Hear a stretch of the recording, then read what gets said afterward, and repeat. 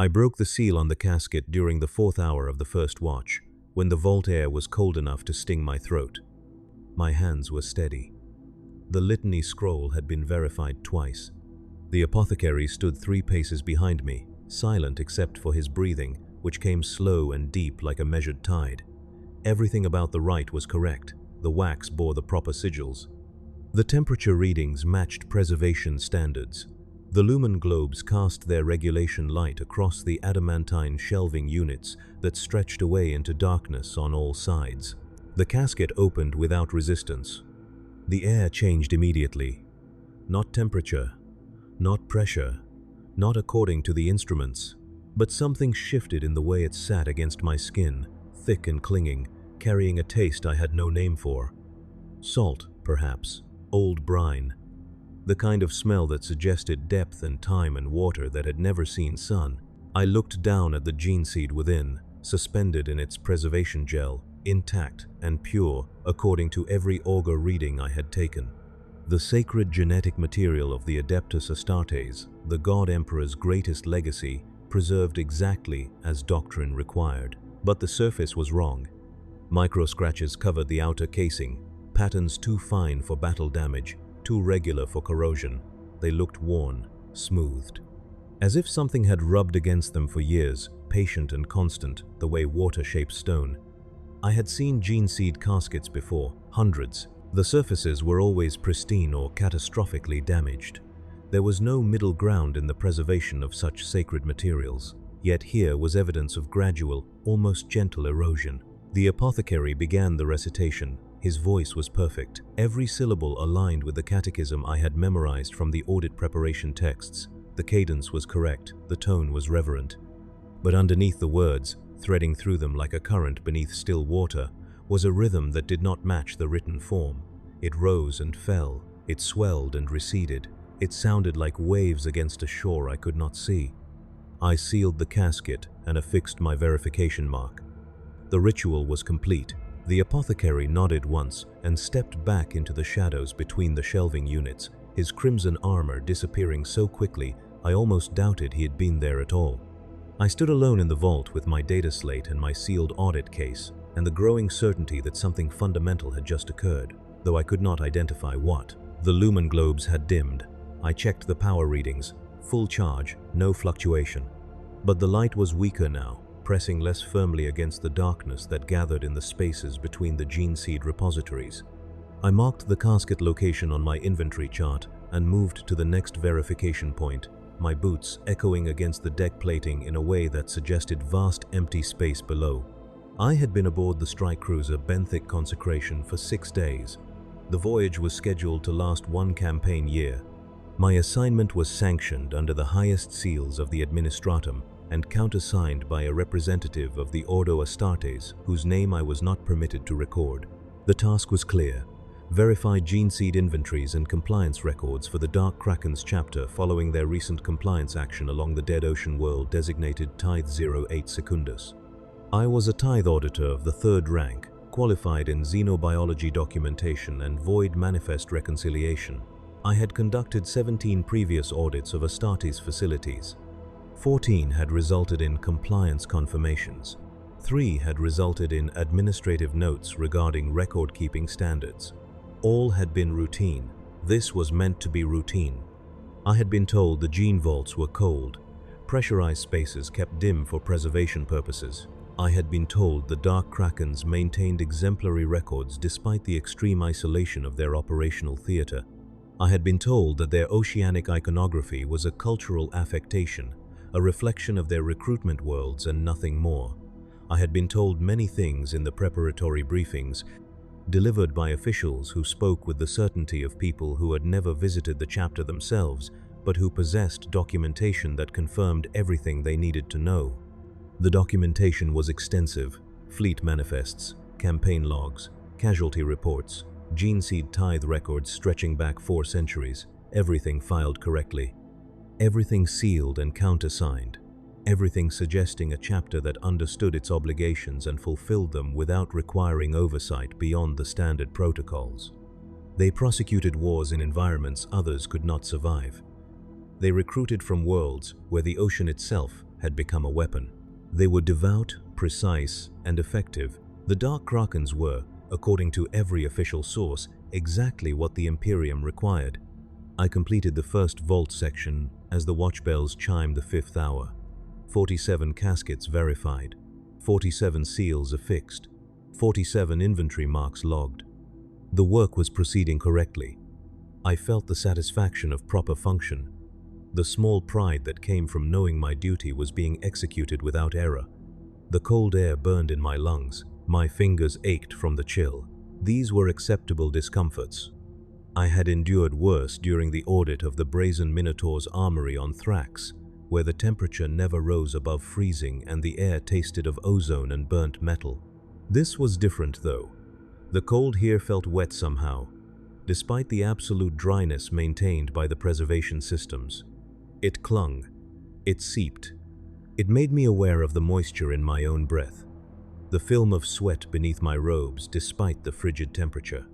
I told myself it was the long void transit, the recycled air, the pressure differentials between decks. I told myself many things during those first days, small reassurances that kept my hands steady and my reports precise. A chapter serf appeared at the vault entrance as I was sealing my equipment for the watch end. He wore the dark blue robes common to the Dark Kraken's mortal attendants, and his face was hidden behind a rebreather mask despite the breathable atmosphere. He did not speak, he simply gestured toward the exit corridor, indicating it was time to return to my assigned quarters. I followed him through passages that descended steadily, always moving lower into the ship's architecture, through sections where the walls grew narrower and the ceiling pressed down until I had to duck beneath support beams that seemed positioned to force a careful, measured gait. My quarters were located in what the ship's schematic identified as Deck Tertiary Sigma, a designation that meant nothing to me until I realized it indicated depth rather than hierarchical importance. The room was small but adequate: a cot, a desk, a wash basin. A pict screen linked to the ship's devotional broadcast system, currently displaying a rotating litany in High Gothic. The walls were bare metal, curved slightly, giving the impression of being inside something organic rather than constructed.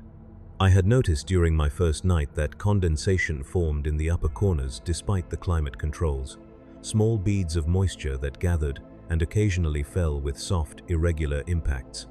I filed my daily report, encrypted it with my personal cipher, and transmitted it to the Administratum relay beacon that the benthic consecration trailed on a tether behind its void wake.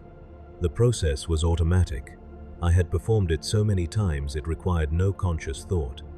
My fingers moved across the data slate keys in patterns worn smooth by repetition, encoding the day's work into standardized forms that would be passed by servitors and cognitors and eventually filed in archives I would never see, on worlds I would never visit, to be read by officials who would never know my name. The day's work was complete. The ritual of documentation was satisfied. I should have felt the usual sense of closure, the small relief that came from knowing I had fulfilled my obligations. Instead, I found myself staring at the pict screen, watching the litanies scroll past, trying to determine if the words were the ones I had memorized during my theological training, or if they had been altered in some way I could not quite identify. They looked correct. They felt wrong. I extinguished the lumen and lay on the cot, listening to the ship's ambient sounds. Every vessel had its own voice: hull stress, atmospheric cycling, the distant thrum of plasma drives. On some ships, these sounds were harsh and industrial, reminders of the machine spirits that labored to preserve human life in the void. On others, they were nearly silent, suppressed by sound-dampening systems that created an artificial peace. The benthic consecration sounded like it was breathing, deep, slow, a rhythm that rose and fell with the regularity of a sleeping giant. I told myself it was the recyclers, the air exchange between decks, the pressure equalization systems compensating for the variance in void density as we moved through different regions of space. I told myself this and closed my eyes and tried not to notice how the breathing seemed to synchronize with my own after a while, how my chest began to rise and fall in time with the ship's vast, patient inhalations. Sleep came eventually, but it was shallow and broken by dreams I could not recall upon waking. The watch bells woke me at the 2nd hour. I performed my ablutions, recited the morning prayers, and consumed the ration pack that had been left outside my door while I slept. The food was standard administratum issue, nutritionally complete and entirely flavorless. I ate mechanically, my mind already organizing the day's audit tasks, reviewing the sections I needed to complete, cross-referencing them against the authorized schedule. The chapter serf arrived precisely on time. He led me through different corridors than the previous day, descending even further into the ship's structure. I tried to mark the route mentally, noting turns and junctions, but the passages all looked similar: curved walls, dim lighting, that persistent sense of moisture despite the dry air. After the 7th or 8th turn, I realized I had lost track entirely. I was dependent on the serf to navigate. Without him, I would be lost in the labyrinth of the ship's lower decks. This did not concern me immediately. It was normal to require guides in unfamiliar vessels. The Adeptus Astartes maintained their ships according to their own needs, and those needs rarely prioritized ease of navigation for visitors. I had been escorted through the fortress monastery of the Crimson Fists on Rin's world, through passages so narrow I had to turn sideways, through chambers that served purposes I was never told and could not deduce. This was standard practice, expected, reasonable. But the Dark Krakens ship felt different. It felt like it was leading me somewhere rather than merely containing me. Every junction descended. Every passage curved inward. I had the growing sense that if I could see the ship's structure from outside, it would not resemble a traditional cruiser at all, but something else. Something that spiraled down into its own center, drawing everything toward a point I could not see and did not want to imagine. The gene vault I was assigned to that day was larger than the first, stretching away into darkness that the lumen globes did not fully penetrate. The ceiling was invisible above, suggesting a chamber that rose through multiple decks. The air was colder here, cold enough that my breath misted visibly, cold enough that my fingers grew numb within minutes despite the thermal underlayers of my robes. I began the verification process, casket after casket, seal after seal. Each one opened with the same careful ritual, each one revealing gene seed that tested pure but bore those same inexplicable erosion marks. I tried to identify a pattern in the damage. I measured the scratches with micrometers. I compared them across multiple samples. The patterns were similar but not identical.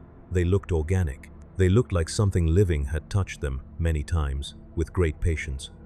I logged this observation in my private notes, flagged for later analysis. The observation itself was not alarming.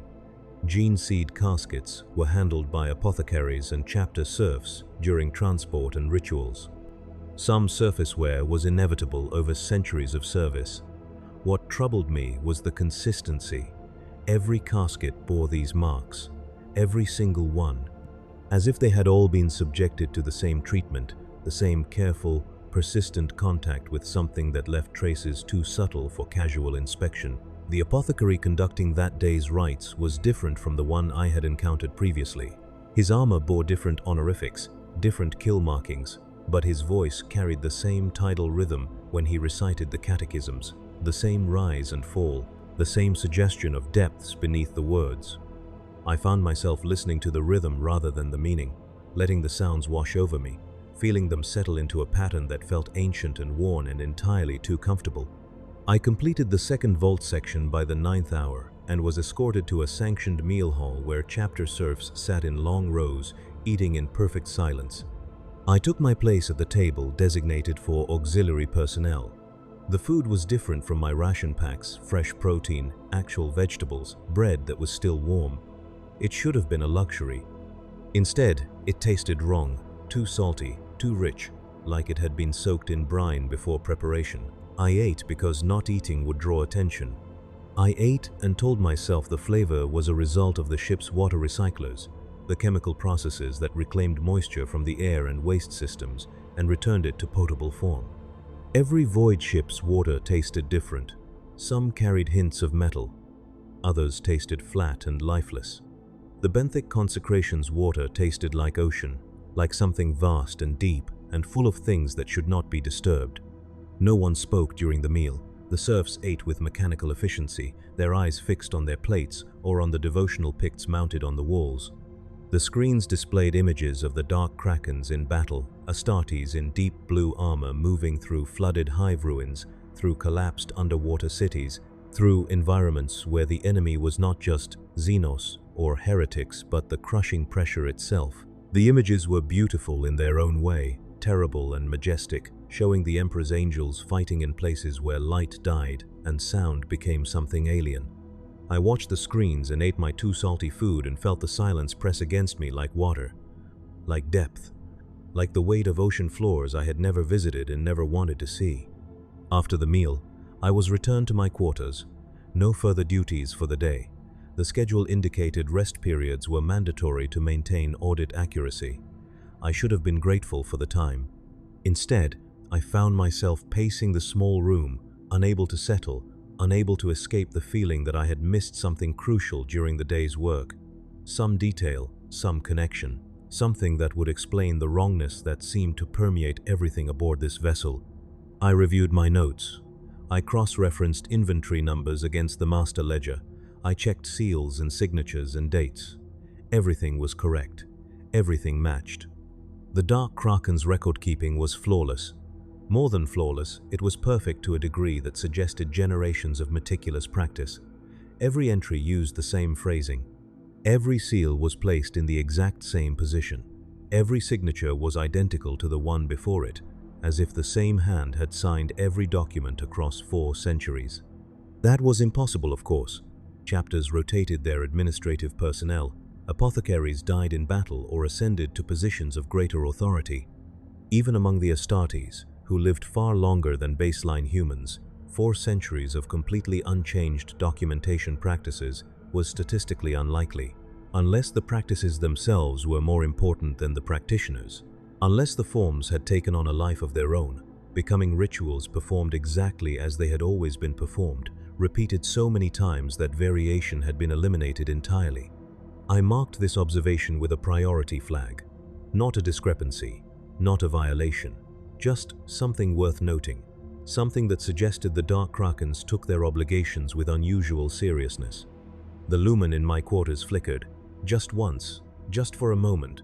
When it steadied, the light seemed dimmer than before, though the instruments showed no change in power flow. I stood in the center of my small room and felt the ship breathe around me and wondered if I was adapting to the environment or if the environment was adapting to me. The distinction felt important somehow, though I could not articulate why. I extinguished the lumen early that night and lay in darkness, listening. The breathing was there, constant and deep, but now I could hear other sounds beneath it, distant, muffled, like voices speaking in rooms too far away to make out words, or like water moving through pipes in walls I could not see. I told myself these were normal ship sounds. I told myself I was simply becoming attuned to the ambient noise, the way anyone does when spending extended time in an unfamiliar environment. I told myself many things, and eventually exhaustion pulled me under into sleep that felt less like rest and more like submersion. The third day began the same way. Watch bells, ablutions, prayers, ration pack. The same silent surf leading me through descending corridors to a vault I had not yet visited. This one was different from the others. Smaller. The caskets here were older, their markings in archaic Gothic that predated current standardized forms. These were relics from the chapter's founding, preserved through millennia of warfare and void travel, containing genetic material from gene-sires who had walked in the Emperor's light during the Great Crusade itself. Opening these caskets required different rituals, longer litanies, more complex verification procedures.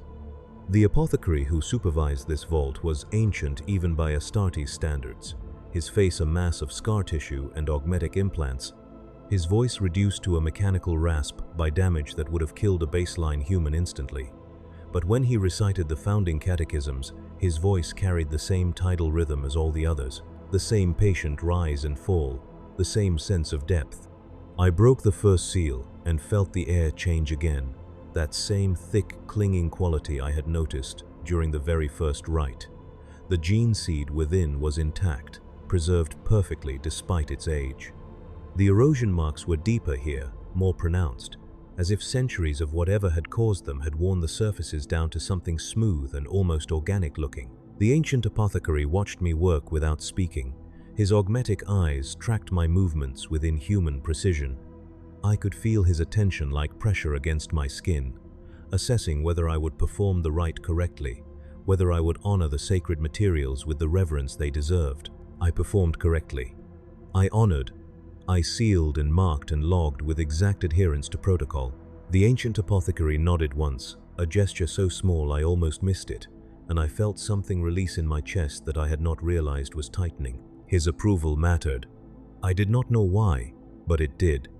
I wanted him to see that I understood the importance of this work, that I was not merely processing paperwork but participating in something sacred and necessary. I wanted to prove myself worthy of the trust implicit in my assignment here. This desire troubled me later, when I had time to reflect on it. I was an auditor. My role was to observe and verify, not to seek approval from those I was auditing. Objectivity required distance. Professionalism required emotional detachment. Yet I had felt genuine relief at the ancient apothecary's acceptance, as if I were a neophyte seeking validation from a training master rather than an imperial official executing his mandated duties. I completed the ancient vault by the 12th hour and was escorted to a different section of the ship entirely.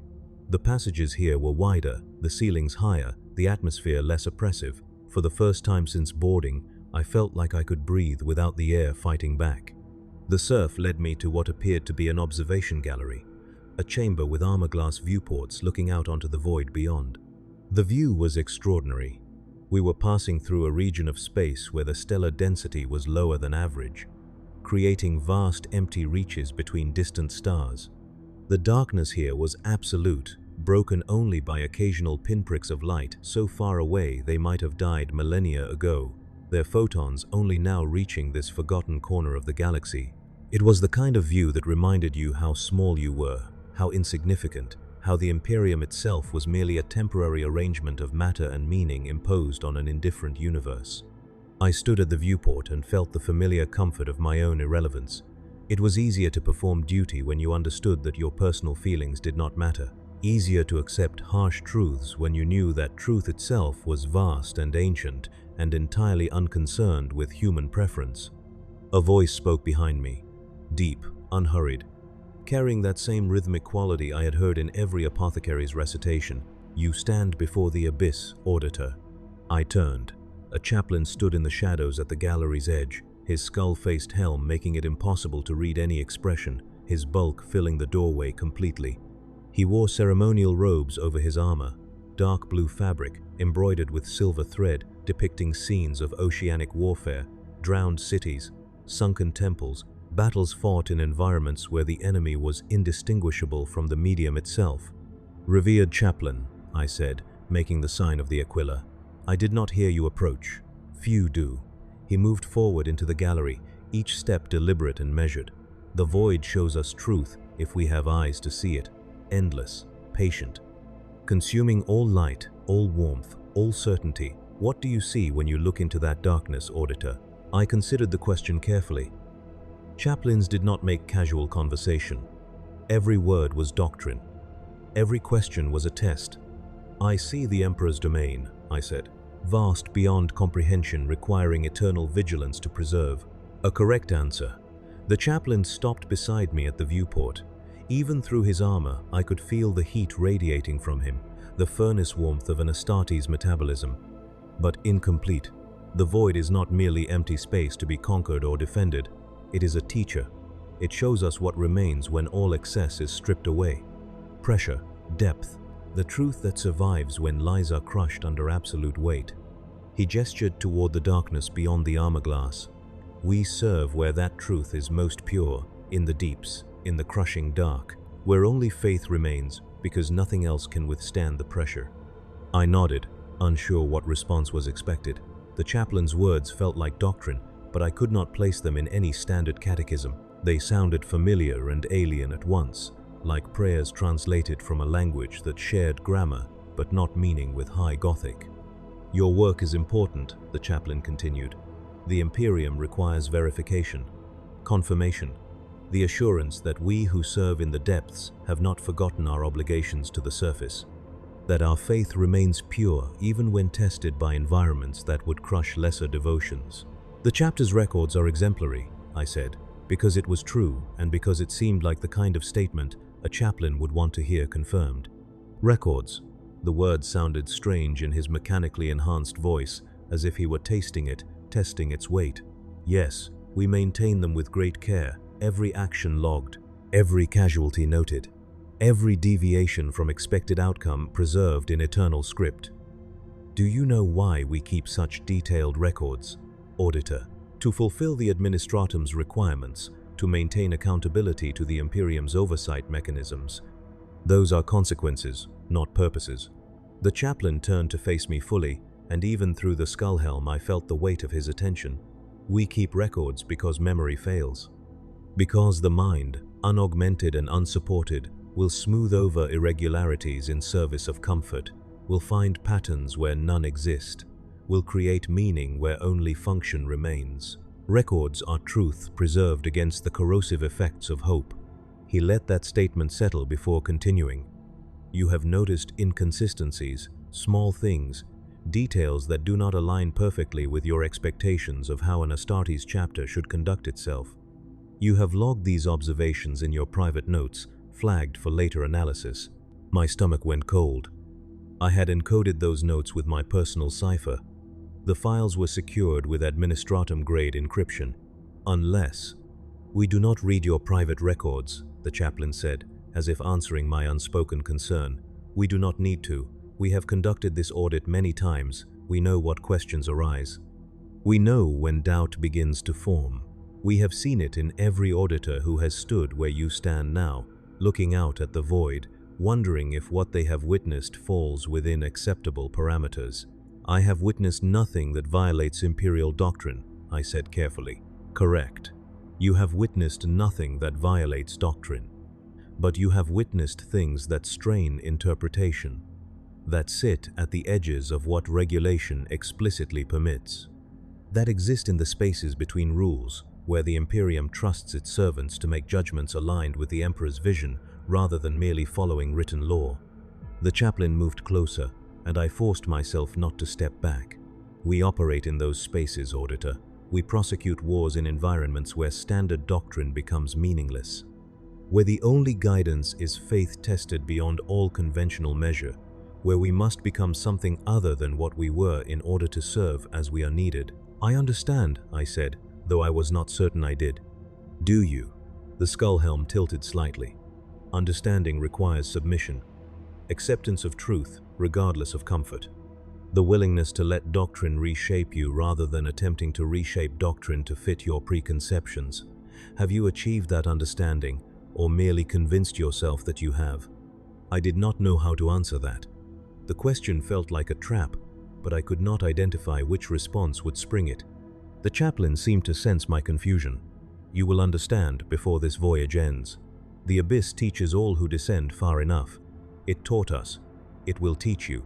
The only question is whether you will accept the lesson or fight against it until fighting becomes impossible. He turned and walked toward the exit, his footsteps echoing in the empty gallery. At the threshold he paused. Complete your audit with the diligence the Emperor expects. Record what you see. Log what you measure. Trust that those who read your reports understand context better than you ever will. Then he was gone, and I was alone with the void and the growing certainty that I had just been given both a reassurance and a warning, though I could not determine which message was meant to dominate. I stood at the viewport for another hour, watching darkness, before the surf arrived to escort me back to my quarters. The passages we took were different again, and I realized with slow-building unease that I had not traveled the same route twice since boarding. The ship's internal layout should have been consistent, but every journey revealed different corridors, different junctions, as if the vessel itself was restructuring between transits.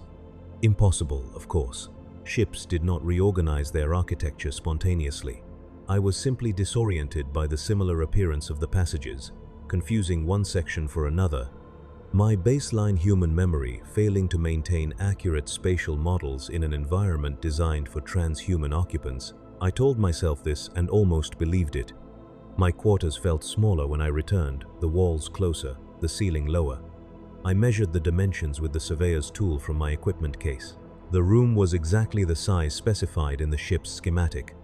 My perception was flawed, not the physical reality.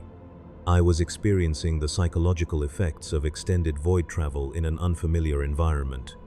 Standard, expected, nothing to note in official reports. I filed my daily summary, encrypted and transmitted it, and prepared for rest. The condensation in the upper corners had grown more pronounced, small rivulets of moisture running down the walls, despite the climate controls showing optimal performance. I placed collection vessels beneath the drips, more from habit than necessity. The sound of water hitting the metal containers was irregular, arrhythmic, breaking the pattern of the ship's breathing just enough to make sleep difficult.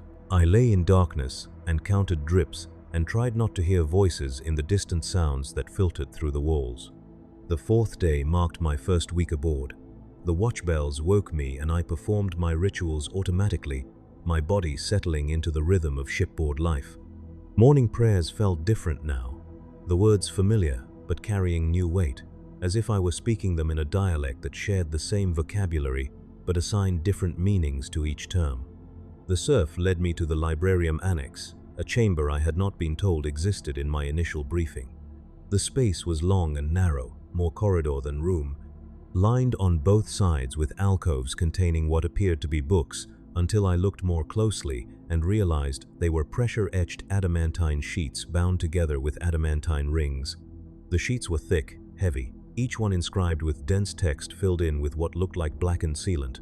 An epistolary stood at the far end of the librarium, his psychic hood inactive, but still radiating a faint sense of presence that made my skin crawl with static electricity. He did not acknowledge my arrival, simply gestured toward the nearest alcove. "Campaign logs," he said, his voice flat and clinical. 1700 years of warfare preserved in permanent medium. Your audit authorization includes verification of campaign documentation accuracy. You may begin. I had not been told to verify campaign logs. My assignment covered gene seed inventories and compliance records, but the epistolary's tone did not invite clarification or questions. I moved to the alcove and withdrew the first bound set of sheets, feeling their weight pull at my arms. The adamantine was cold enough to burn, even through my gloves. I laid the sheets on a reading lectern and examined the text. The inscriptions were precise, every letter exactly the same depth, every word spaced with mathematical regularity. The content described a compliance action on a world designated Oceanus Tertius, a hive city that had fallen to a Genestealer cult that used the planet's massive water recycling systems to spread throughout the population. The Dark Krakens had prosecuted a 6-month campaign, flooding entire hive sections to flush out the Xenos, using the very infrastructure the cult had corrupted as a weapon against them. The log was detailed, describing tactics and casualties and resource expenditure, but the phrasing was strange. Every engagement was described in identical terms regardless of outcome. Victories and defeats read the same. Success and failure used the same sentence structures. It was as if the author had been recording not the variable results of combat, but the consistent application of doctrine, treating each battle as merely another data point in a larger pattern. I ran my finger along the grooves, feeling the texture of the blackened sealant that filled each letter. The surface was smooth, worn, as if something had touched these sheets many times, tracing the words, reading through texture rather than sight. The wear pattern was too consistent to be accidental, too regular to be the result of casual handling. Someone had read these logs repeatedly. Read them until the action of reading had polished the surface. Read them as ritual rather than research. I moved to the next bound set. A different campaign, a different world, but the same phrasing, the same sentence structures, the same sense that the logs were recording not history but catechism, not events but liturgical repetition. I spent 4 hours in the librarium annex, reviewing log after log, and every single one showed the same pattern.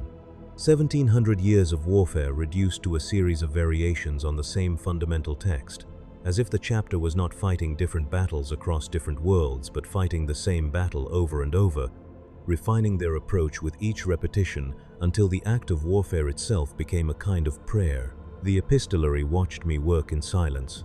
When I finally closed the last set of sheets and made my notations, he spoke again. "What do you observe, auditor?" I chose my words carefully. The logs are extremely consistent. The documentation practices appear unchanged across centuries of campaigning. Unchanged because perfected. The epistolary moved closer, his psychic presence making the air feel denser. We learned long ago that variation in recording introduces error. Error compounds across time. Only by maintaining absolute consistency can we ensure that future generations understand exactly what occurred and why. The past must remain fixed if we are to learn from it properly. The administratum values detailed historical records, I said neutrally. The administratum values compliance. The epistolary's correction was gentle but firm. We provide what they require because we understand the necessity of accounting. But our logs serve purposes beyond bureaucratic obligation. They teach. They preserve lessons purchased with blood and gene seed across millennia. They ensure that no warrior of our chapter enters battle without the accumulated wisdom of all who came before. He gestured toward the alcoves stretching away into shadow.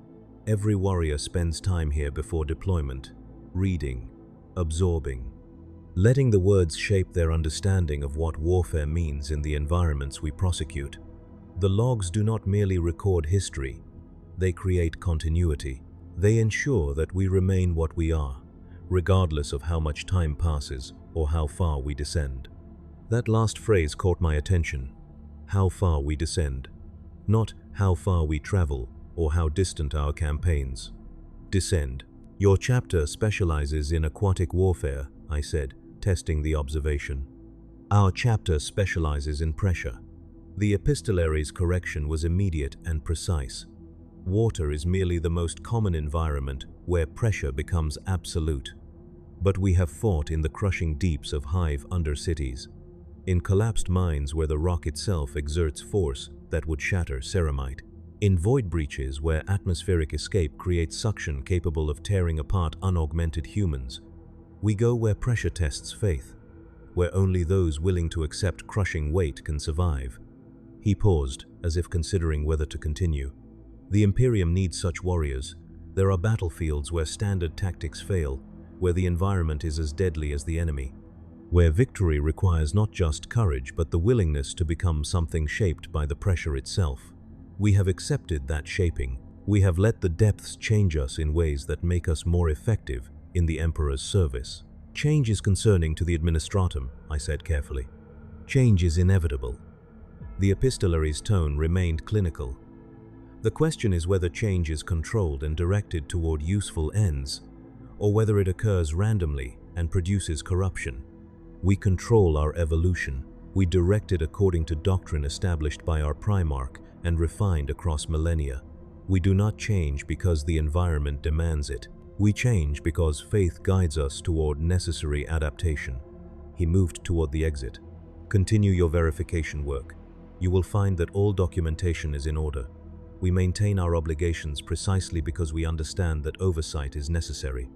The Imperium trusts us with autonomy in exchange for absolute transparency in the areas they choose to examine.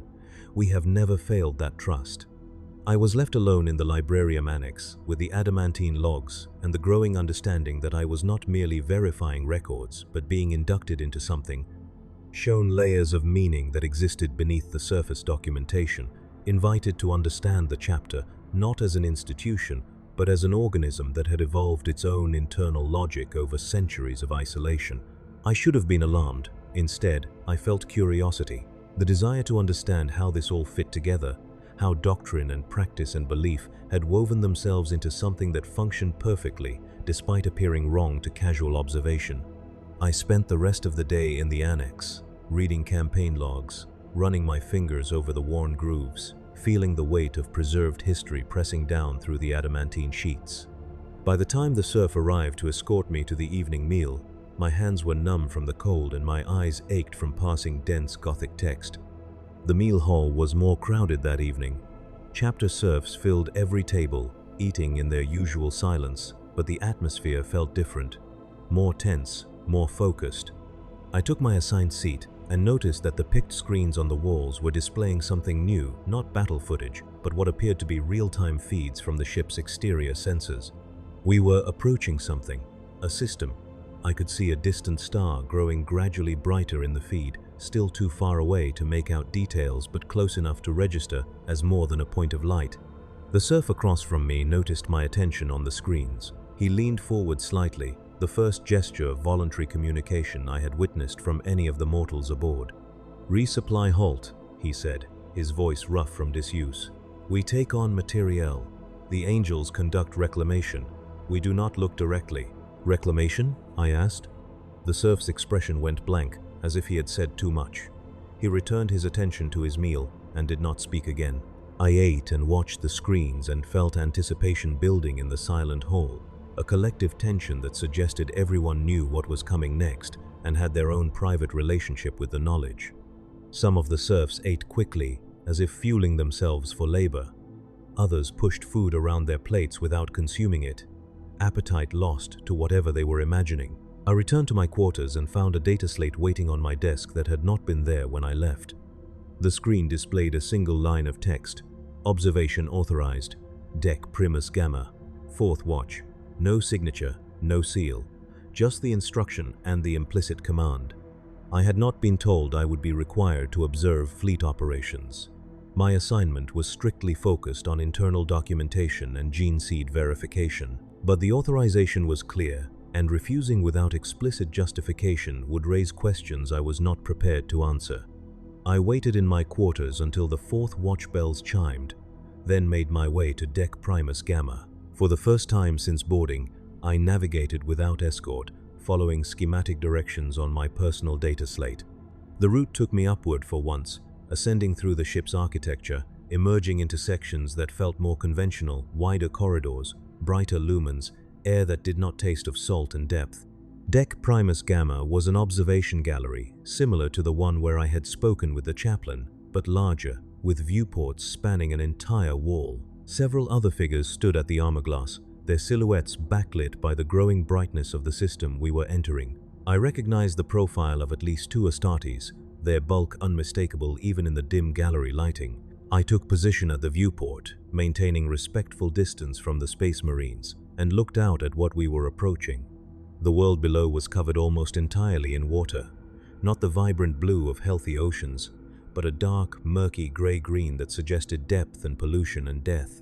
Scattered across the surface were the remains of massive hive structures, their upper levels protruding from the water like the bones of long-dead giants. Most were already collapsing, their foundations undermined by the rising seas that had drowned the planet's continents decades or centuries ago. "Tithe 08 Secundus," a voice said beside me. I turned and found a captain standing close enough to touch, his armor bearing honors I could not fully pass in the low light. "The compliance action you are auditing was conducted here. 3 months ago, we cleansed this world of Imperial survivors who refused evacuation orders and established illegal settlements in the hive remains." I looked back at the drowned world. Why would they refuse evacuation? Because they did not believe the planet was dying. Because they thought they could adapt.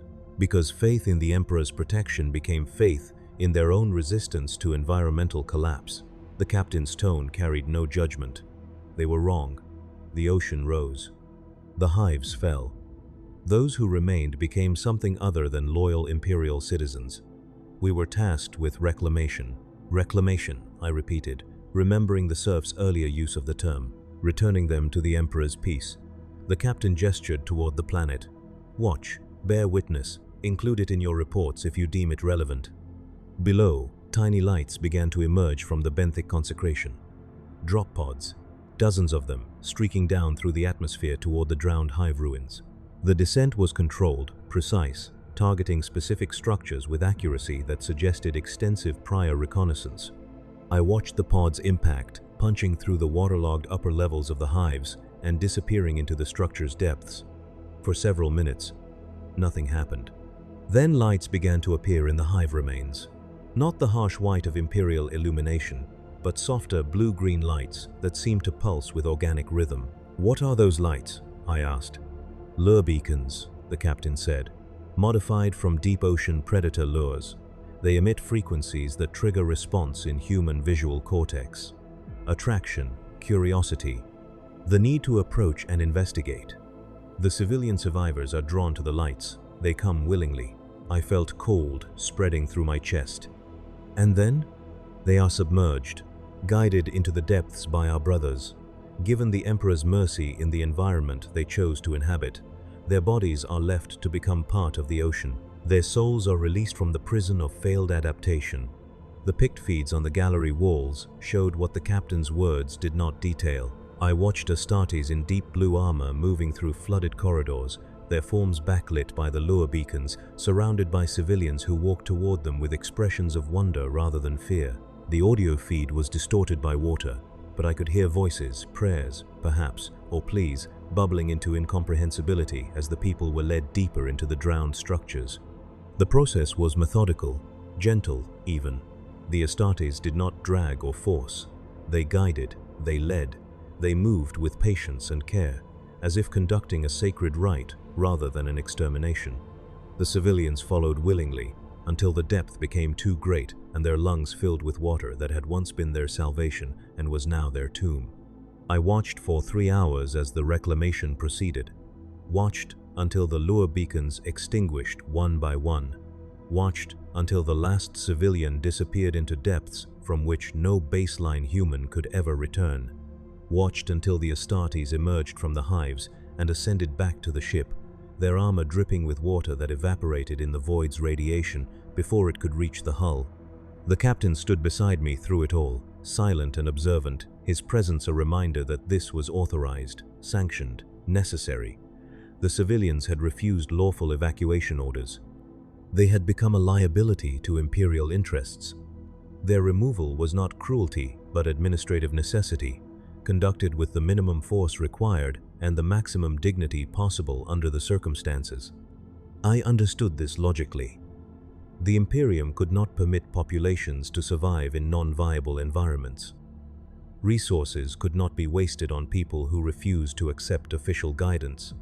Order required compliance, and compliance required consequences for refusal, but understanding did not make the watching easier, did not erase the image of those civilians walking toward their deaths with wonder in their eyes, drawn by lights designed to exploit the weakness in their own biology, dying while believing they were approaching something beautiful rather than terrible. "Include this in your report or do not," the captain said as the last drop pod returned to the ship. "The decision is yours. But know that every action you witnessed was conducted according to imperial law and approved by the appropriate authorities. We do not act beyond our mandate. We do not exceed our authorization. We are the Emperor's instrument in the depths, and we function exactly as we were designed to function."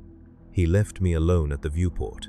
I stood there long after the others had departed, watching the drowned world turn beneath us, watching the hive remains slowly sink deeper into the murky water, watching until the ship's engines burned and we began our departure from the system. I returned to my quarters and sat at my desk with my data slate and my encrypted files and the knowledge that I now possessed information I did not know how to process. The reclamation was legal. It was authorized. It was conducted with appropriate oversight and documentation. Every aspect of it fell within the boundaries of imperial law regarding non-compliant populations on condemned worlds.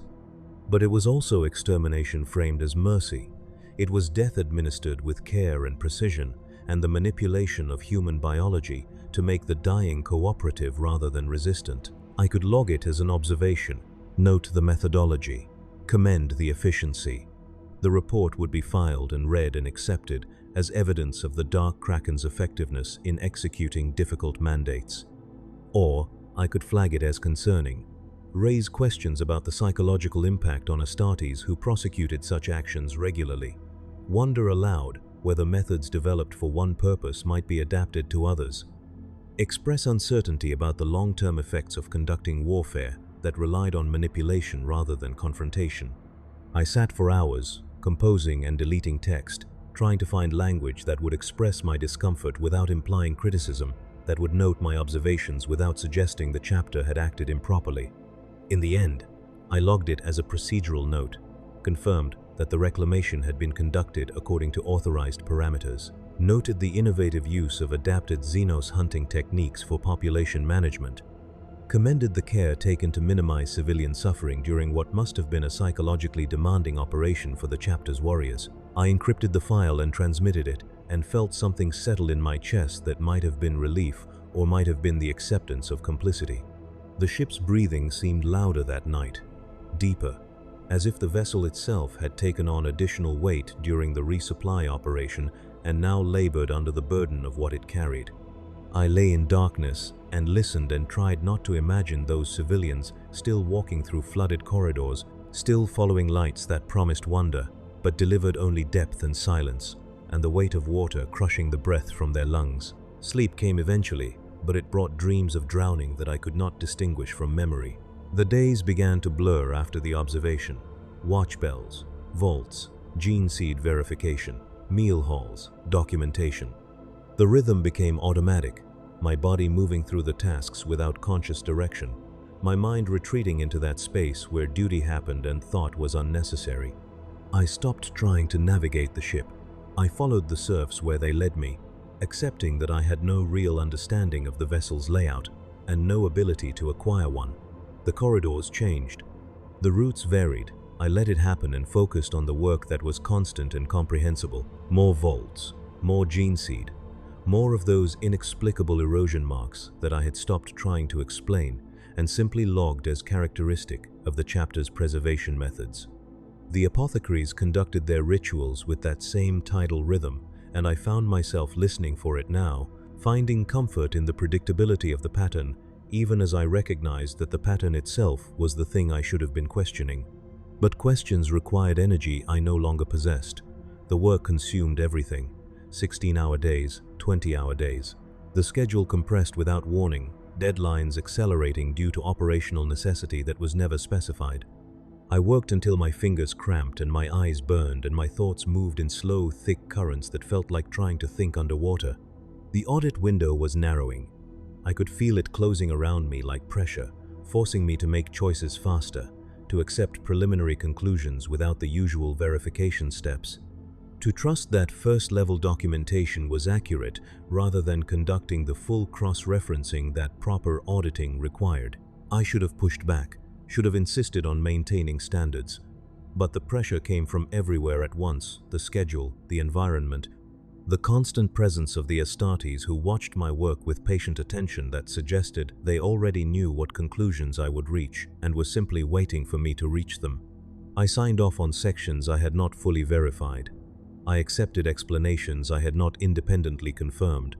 I let the compression of time force me into compliance with processes that should have required more scrutiny.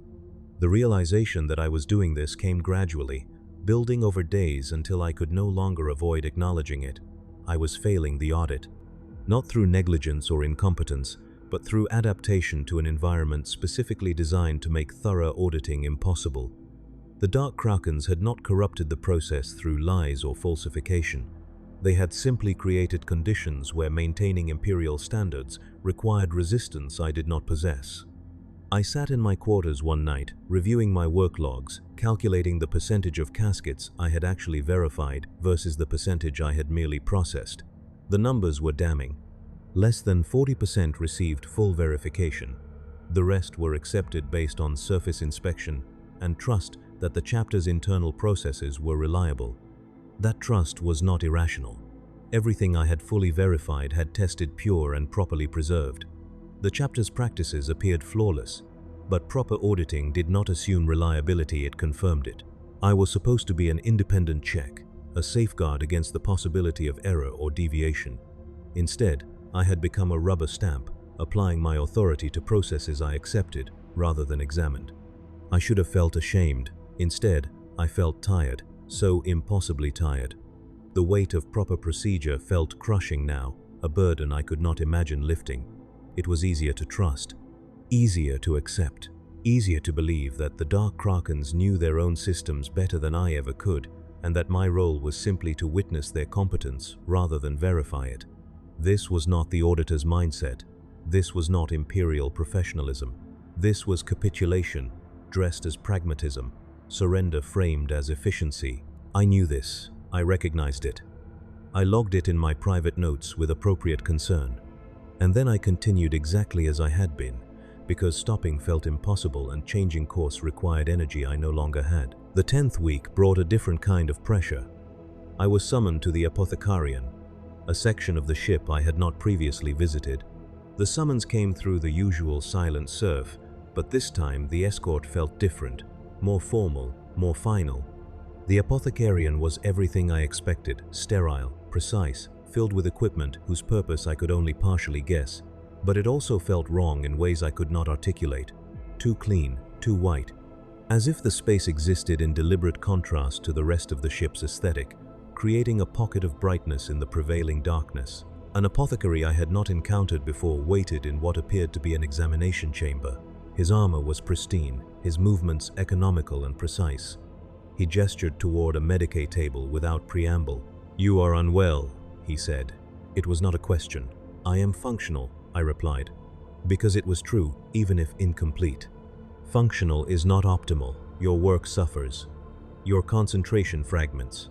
Your decision-making shows patterns consistent with cognitive degradation. He moved closer, his augmetic eyes scanning me with the same clinical precision he would apply to damaged equipment. This is common among baseline humans exposed to extended void travel in environments designed for transhuman occupants. Your biology cannot adapt to the atmospheric composition, the pressure variance, the subtle environmental factors our vessel maintains for optimal Astartes function. I had noticed some of what he described, the concentration difficulty, the slow thickness of my thoughts, but I had attributed it to exhaustion, not environmental incompatibility. Treatment is available, the apothecary continued. Supplements to stabilize baseline biochemistry, augmetic filters for atmospheric processing, minor interventions that will allow you to complete your assignment without permanent damage to your cognitive function. He presented a tray of medical instruments, each one sterile and gleaming. The process is simple. You will experience some disorientation during the adjustment period, but symptoms should resolve within 72 hours. I looked at the instruments and felt warning signs firing in the parts of my mind still capable of independent assessment. This was wrong. This was how corruption began: small concessions to immediate need, minor modifications that accumulated until the person who emerged was no longer the person who had begun the process. But I was also aware that refusing would raise questions I could not answer satisfactorily. Why would I decline treatment that would improve my ability to complete my assigned duties? What reason could I give that would not sound like paranoia or resistance to necessary adaptation? "The treatment is voluntary," the apothecary said, as if reading my hesitation. "You may decline, but understand that declining will not improve your condition. Your biology is not compatible with long-term habitation aboard this vessel. Without intervention, your cognitive function will continue to degrade. Your audit will fail not through any fault of our chapter, but through your own biological limitations." The choice was clear. Accept treatment and complete the audit. Refuse treatment and fail. My incompletion attributed to personal inadequacy rather than environmental factors beyond my control. I extended my arm. The apothecary worked with inhuman efficiency. The injections were precise. The augmetic filter was so small I barely felt it implant in my sinus cavity. The entire process took less than 10 minutes. When he finished, he stepped back and made notations on a data slate. "You will experience heightened sensory clarity within the hour. Cognitive function should stabilize by the second day. There may be minor perceptual adjustments as your neural chemistry adapts to optimal balance. These are normal and expected." He dismissed me without further comment. I returned to my quarters and waited for the disorientation he had warned about. It came as promised, but not in the way I expected. The world did not spin or fragment. Instead, it sharpened. Colors became more distinct. Sounds separated into component layers I could track individually. The ship's breathing resolved into mechanical precision recyclers, cycling, pressure equalizing, coolant flowing through conduits in the walls. I could hear everything, feel everything. The texture of the air against my skin, the minute vibrations in the deck plating, the electromagnetic hum of the ship's systems resonating through my bones. It should have been overwhelming. Instead, it felt correct, as if I had been perceiving the world through a filter that had finally been removed. revealing clarity I had not known I was missing. I returned to work with renewed focus. The vaults made sense now. The gene seed verification proceeded smoothly. I understood the rituals in ways I had not before, seeing how each element served multiple purposes, how the catechisms encoded practical information alongside spiritual meaning, how the entire system functioned as integrated whole rather than separate procedures happening to occupy the same space. The Dark Krakens methods were not aberrant. They were optimized. Every deviation from standard practice served a purpose. Every unusual element addressed specific challenges unique to their operational environment. What I had interpreted as wrongness was actually adaptation, evolution guided by necessity and constrained by faith. I completed the next 2 vault sections in record time. My reports were more detailed, more thorough, reflecting understanding that had been impossible before the treatment. I felt proud of the work, felt satisfaction in finally seeing what I was supposed to see, understanding what the chapter had been patiently waiting for me to comprehend. It was only later, during the 3rd day post-treatment, that I noticed the dreams had stopped, the drowning nightmares, the anxiety that had shadowed me since the observation of the reclamation. All of it had disappeared, leaving only clarity and purpose, and the satisfaction of duty properly executed. I should have found this concerning, should have recognized it as evidence that the treatment had done more than stabilize my baseline biochemistry. But the part of me capable of that recognition was distant now, separated from my conscious processing by layers of optimized neural function that prioritized efficiency over doubt. I worked, I verified, I documented, I filed reports that commended the chapter's practices and confirmed their compliance with imperial standards. I did this with absolute sincerity, believing every word I wrote, convinced that my previous concerns had been products of impaired cognitive function rather than legitimate observations. The audit was succeeding. I was succeeding. Everything was proceeding exactly as it should. The weeks continued.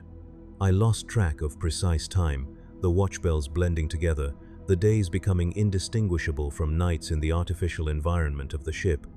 I worked when required. I rested when permitted.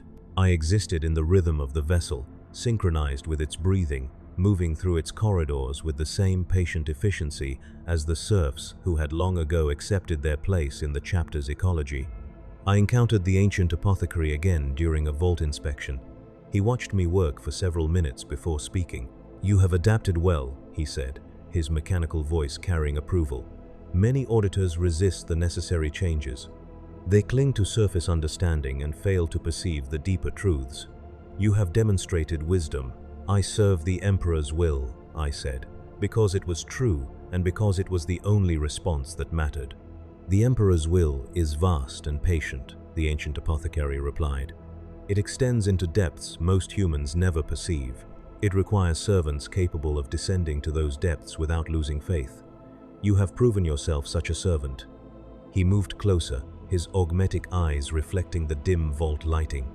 "When your audit concludes, you will return to the administratum. You will file your reports and receive your next assignment. But you will carry something with you, an understanding, a perspective that will inform all your future service. The Dark Krakens leave marks on those who truly see us, marks that do not show on skin but persist in perception." I nodded, accepting this as simple truth rather than warning. "We have been observed many times," he continued. "We will be observed many times more. The Imperium requires verification of our devotion. We provide that verification gladly, but we also provide something else. We show those capable of seeing that faith can take many forms, that service to the Emperor is not diminished by adaptation but enhanced by it, that the Imperium's strength lies not in rigid uniformity, but in the diverse evolution of its component parts toward optimal function." He paused, as if considering whether to say more. "Your predecessor understood this, and the one before him, and the one before that. All the way back to our founding, auditors have descended into our depths and emerged changed, not corrupted, changed, shaped by pressure until they could perceive truth that surface dwellers miss. You are merely the latest in a long tradition." "What happened to my predecessors?" I asked, curious but not concerned. "They served with distinction. Some remained in the administratum, their enhanced perspective, making them valuable in oversight of other chapters operating in extreme environments. Some were reassigned to positions where their understanding of adaptation under pressure proved useful. One became an inquisitorial agent, though we do not know if his service continues. All completed their audits successfully. All confirmed our compliance with imperial standards. All carried the marks we gave them into whatever depths they descended to next. The ancient apothecary stepped back into shadow. Complete your work, auditor. File your reports. Accept your next assignment with the confidence of one who has been tested and proven worthy. The Emperor protects those who serve at the necessary depths. I completed the vault and moved on to the next, the ancient apothecary's words settling into my understanding like sediment, adding layers to the foundation I was building. The audit was approaching completion. I could feel it converging toward conclusion, all the scattered verification threads weaving together into a comprehensive whole. The Dark Krakens maintained exemplary practices. Their gene seed was pure. Their documentation was flawless. Their methods were adapted to their unique operational requirements, but remained firmly within the boundaries of acceptable practice. Every concern I had noted early in the audit had been explained, contextualized, revealed as misunderstanding born of incomplete information rather than genuine deviation. I prepared my final reports with satisfaction in their thoroughness and confidence in their conclusions.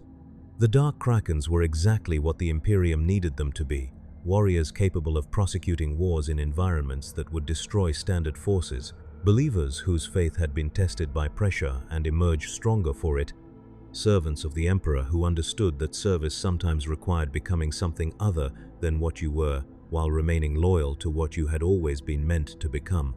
I encrypted the reports with my personal cipher and prepared them for transmission. Before sending, I reviewed them one final time, checking for clarity and completeness.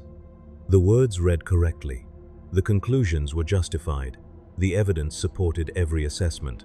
But something felt incomplete, a detail I could not quite identify, a perspective missing from the comprehensive analysis. I sat at my desk, staring at the encrypted files, trying to determine what was absent. The realization came slowly, rising from depths I had forgotten existed. I was reviewing the audit as if I had conducted it properly, as if I had verified everything I claimed to have verified, as if my conclusions were based on independent assessment rather than assisted understanding. But I had been treated. My perception had been optimized. My cognitive function had been stabilized by interventions administered by the very chapter I was auditing. How much of my final assessment was actually mine? How much was the result of neural adjustments designed to help me see what the Dark Krakens wanted me to see? I tried to access my pre-treatment notes, the observations I had made when my biology was still unmodified and my perspective was still my own. The files were there, encrypted and intact. But reading them felt like reading the work of a different person. Someone confused. Someone whose impaired cognitive function had led to incorrect interpretations and unjustified concerns. That person seemed almost pitiable now, so close to understanding but unable to make the final leap, so burdened by standard expectations that they could not perceive the elegant adaptations right in front of them. I had been that person. Now I was someone else, someone better suited to the work, someone whose perspective had been refined by pressure until only truth remained. But was it truth? Or was it compliance mistaken for truth? Acceptance mistaken for understanding? The questions felt distant, as if I were observing them rather than experiencing them. They lacked urgency. They suggested doubt without actually producing it. They were artifacts of my former state, persisting in memory, but no longer connected to active concern. I transmitted the reports without additional review. The work was complete. The audit had succeeded. The Dark Krakens would receive their compliance confirmation, and I would receive commendation for thorough work conducted under difficult conditions. Everything was proceeding exactly as it should. The summons arrived 3 days later. I was to attend a formal audience in the chapter's primary chapel, an honor accorded to few outside the chapter itself. The invitation suggested my service had been exemplary and that recognition was appropriate. I dressed in my formal administratum robes and followed the serf through passages that ascended for once, rising through the ship's architecture towards sections I had not previously accessed. The corridors here were different, taller, more ornate, decorated with murals depicting the Dark Kraken's history. I saw images of oceanic warfare, of Astartes moving through environments no baseline human could survive, of battles fought in the crushing depths where light died and only faith remained. The murals were beautiful and terrible. They showed victory and sacrifice, triumph and loss, all rendered in blues and greens and blacks that suggested infinite depth. I walked through this visual history and felt something stir in my chest that might have been awe or might have been recognition of something I should have feared, but could no longer access the emotion to feel properly. The Chapel of the Abyss was the largest internal space I had encountered aboard the vessel. The ceiling vanished into darkness high above, suggesting the chamber extended through multiple decks. The walls were bare adamantine, unmarked except for channels that might have been decorative or might have been functional, carved in patterns that resembled ocean currents or the flow of water around obstacles. The floor was black stone, polished to perfect smoothness, reflecting the dim light from sources I could not identify. The reflection made it look like I was walking on water, my steps creating ripples that had no physical cause. At the far end of the chapel stood an altar, and behind the altar rose a statue that dominated the space completely. It depicted the Emperor, but not in any form I had seen before. He was shown descending into water, his arms spread wide, his expression neither commanding nor benevolent but accepting, patient, as if he were demonstrating through example that submission to necessary forces was itself a form of strength. The chapter master stood before the altar, flanked by chaplains and apothecaries. Other figures occupied the shadows at the chapel's edges, serfs perhaps, or chapter officials whose roles I could not determine. The audience was larger than I had expected, suggesting this was ceremony rather than simple recognition. I approached and made the sign of the Aquila. The chapter master acknowledged the gesture with a nod. "Auditor," he said, his voice carrying the same tidal rhythm I had heard in every Astartes aboard the vessel. "You have completed your appointed task with diligence and insight. Your reports confirm what we have always known, that our service to the Emperor remains pure despite the necessary adaptations our environment requires. We are grateful for your thorough work." "I serve the Imperium," I replied, because it was true and because it was the only truth that mattered. "You do." The chapter master moved forward, descending from the altar platform. "But service takes many forms. You came to us as an auditor, a role that requires distance and objectivity. You leave us as something else, someone who has descended into depths and emerged with understanding that few possess. This transformation was not our intention, but it is also not unwelcome." He stopped a few paces away, close enough that I could see the ancient scars on his face, the marks of centuries of warfare preserved in flesh that should have healed cleanly, but had been allowed to remain as testimony. "You are concerned," he said, reading something in my expression or posture I had not known I was broadcasting. "You believe you have been compromised, altered, made into something that serves our interests rather than the Imperium's broader needs." I said nothing, uncertain if agreement would be honesty or heresy. "This concern is natural," the chapter master continued, "but it is also misplaced. You have not been corrupted. You have been educated, given access to perspectives that exist within imperial doctrine but are rarely articulated clearly. The Emperor's domain is vast beyond human comprehension. It requires servants adapted to every environment, every pressure, every depth. We are such servants, and now you understand what that means." He gestured toward the statue behind the altar. "Look at the Emperor's expression. What do you see?" I looked. The face was serene, almost peaceful. Not the stern command I had seen in most imperial iconography, not the wrathful judgment of official doctrine. This was the Emperor as witness to necessary truth, as one who understood that faith sometimes required descent rather than ascension, that strength came from accepting pressure rather than resisting it. "He knows," the chapter master said quietly. "He has always known that his Imperium would require warriors capable of operating in the places others cannot go, that his legacy would need to adapt and evolve while remaining fundamentally loyal to his vision. We are that adaptation.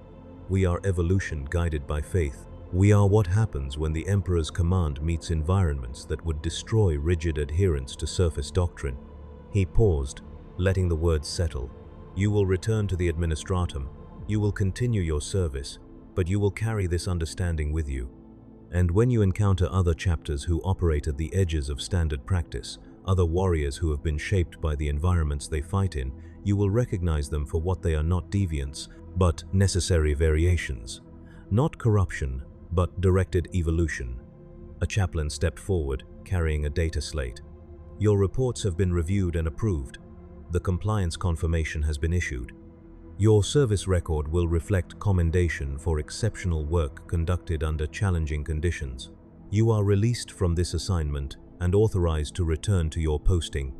The chapter master extended his hand. I took it, feeling the strength in his grip, the absolute certainty in his touch. The depths change all who descend far enough, he said. This is not corruption. This is truth. Carry it well. The audience was concluded. I was escorted from the chapel, through corridors that rose and rose until I emerged in a shuttle bay I had not known existed. A transport vessel waited, small and functional, bearing administratum markings rather than chapter iconography. I boarded without ceremony. The pilot was a servitor, incapable of conversation. We departed from the benthic consecration and began the long voyage back to the administratum facility where I had received my original assignment.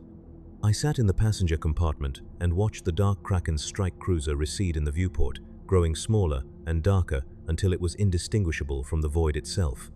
I should have felt relief at departure, should have felt the satisfaction of completed duty, should have felt something other than the strange hollowness that occupied the space where certainty used to live. The journey back took weeks. I spent the time reviewing my reports, checking them against my memories, trying to determine if my conclusions were sound, or if they had been shaped by treatments I had accepted without fully understanding their implications. The reports read correctly. The evidence supported the conclusions. The Dark Krakens maintained practices that fell within acceptable parameters of chapter autonomy. Their gene seed was pure. Their faith was strong. Their methods were adapted to their environment, but remained fundamentally loyal to imperial doctrine. All of this was true. All of this was accurate. All of this could be defended before any tribunal that might question my assessment, but it was also incomplete, missing something essential that I could no longer access because the part of me capable of recognizing what was missing had been optimized away. I arrived at the administratum facility and filed my final reports. The reviewing official scanned them briefly and affixed his seal of acceptance without comment. My assignment was complete. My service record was updated. I was scheduled for 3 days of rest before receiving my next audit posting. The rest felt wrong, too quiet, too still. I found myself listening for the ship's breathing, for the tidal rhythm of Astartes' voices, for the pressure that had become so familiar I no longer noticed it until it was absent. On the 3rd day, I was summoned to a briefing room I had not previously visited. The official waiting there wore the insignia of the Ordo Astartes, the same authority that had authorized my assignment to the Dark Krakens. "Auditor," he said without preamble, "your work aboard the benthic consecration has been reviewed. Your reports are exemplary. However, there are concerns regarding your current fitness for continued audit duties." I felt something cold settle in my chest. "Concerns, sir. Medical scans conducted upon your return indicate biological modifications inconsistent with standard administratum personnel. Specifically, neural adjustments and atmospheric filtration augmetics administered without prior authorization." He consulted a data slate. "These modifications are not inherently problematic, but they suggest prolonged exposure to chapter-specific rites may have caused what we term interpretive drift. Your perspective may have been unduly influenced by immersion in the Dark Kraken's operational culture." "My reports are accurate," I said, "because they were." "Your reports are thorough and well documented," the official corrected. "But accuracy is not the concern. The concern is whether your perspective remains sufficiently independent to conduct oversight of chapters whose methods may require critical assessment rather than contextual acceptance." He set down the data slate and looked at me directly. "We have seen this before. Auditors who spend extended periods with chapters operating at the extremes of acceptable practice sometimes develop what we might call sympathetic understanding. They begin to see the world through the chapter's perspective rather than maintaining the detached viewpoint necessary for proper oversight. This is not malicious, it is not intentional, It is simply what happens when baseline humans are exposed to environments designed to reshape perception. What happens now? I asked, already knowing the answer but needing to hear it confirmed. You will undergo a routine memory sanction, selective redaction of experiences that may have compromised your objectivity. The process is painless and will preserve your technical knowledge while removing the emotional and perceptual attachments that might interfere with future assignments. You will retain your audit qualifications and your security clearances. You will continue to serve with distinction.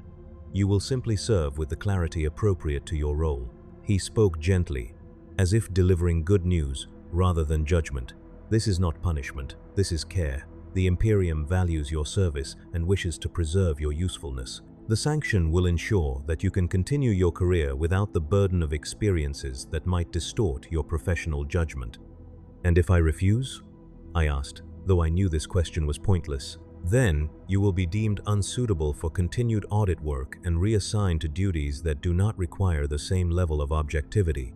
Your service record will reflect this reassignment as a medical necessity rather than a disciplinary action.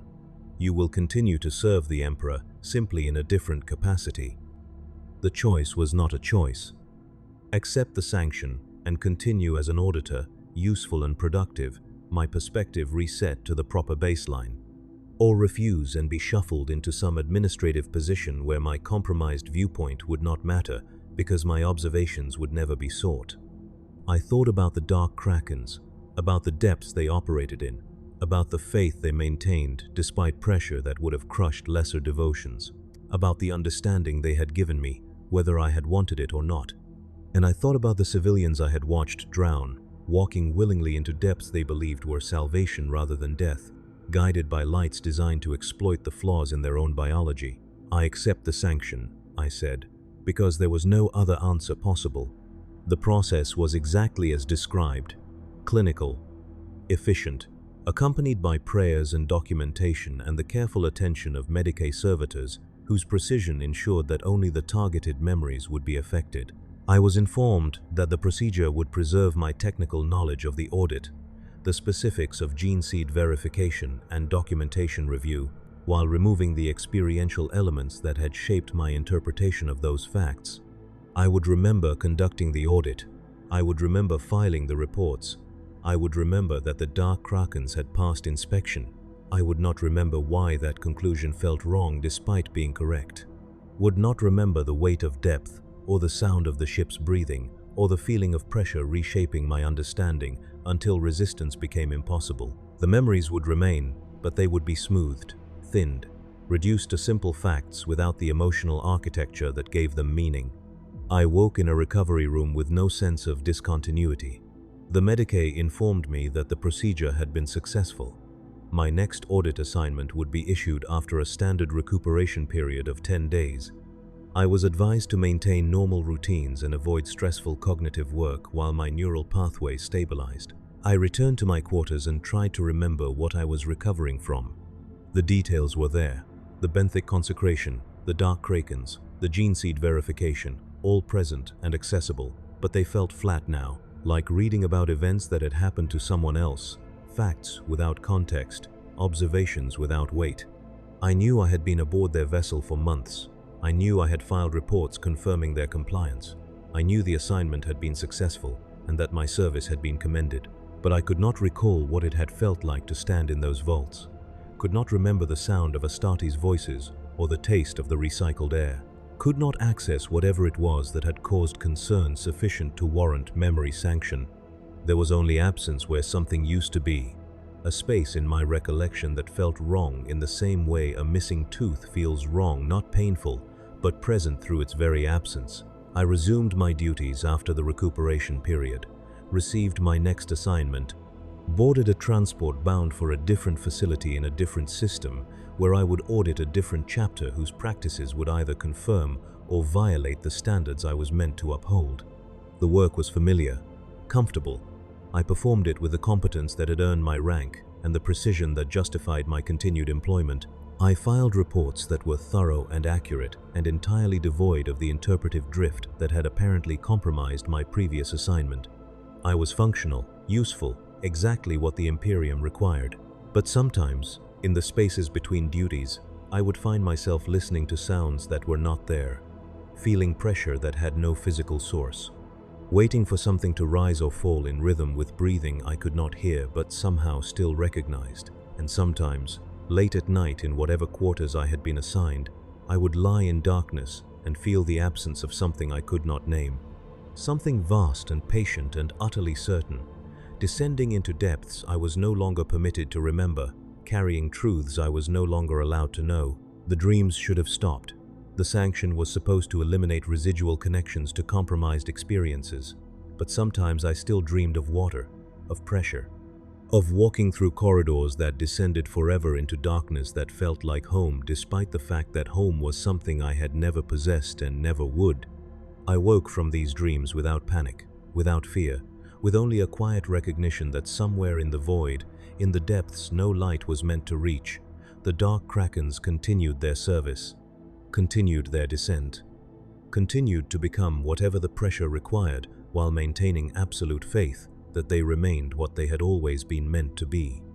And I continued too, filing reports, conducting audits, serving the Imperium with the distance and objectivity my role required, never quite remembering what I had lost, never quite forgetting that something had been taken. The abyss, the ancient apothecary had called it, a place that changed all who descended far enough. I had descended, I had changed, and now I served with the hollow certainty of one who had been shaped by pressure and then smoothed back into acceptable form, useful precisely because I could no longer remember why usefulness might not be the same as truth. The Emperor protects, I told myself in moments when the absence felt too large to ignore. The Emperor protects those who serve at the necessary depths, even when they no longer remember what depths they descended to, even when they can no longer recall what they became in the crushing dark, even when all that remains is silence and the distant sound of breathing and the weight of water they cannot feel but carry with them always, pressing down through layers of optimized function and sanctioned forgetfulness, reminding them that somewhere beneath the surface of compliance, something vast and patient continues to descend. I filed my reports and accepted my assignments, and lived in the spaces the Imperium had prepared for servants like me, shaped by pressure we were not meant to understand, and returned to service once the shaping was complete. And in the depths beyond my reach, beyond my memory, beyond the boundaries of what I was permitted to recall, the dark Krakens continued their work, patient, devoted, absolutely certain of their purpose, as I was certain of mine, as I would always be certain, because certainty was all that remained when everything else had been carefully, mercifully, necessarily removed.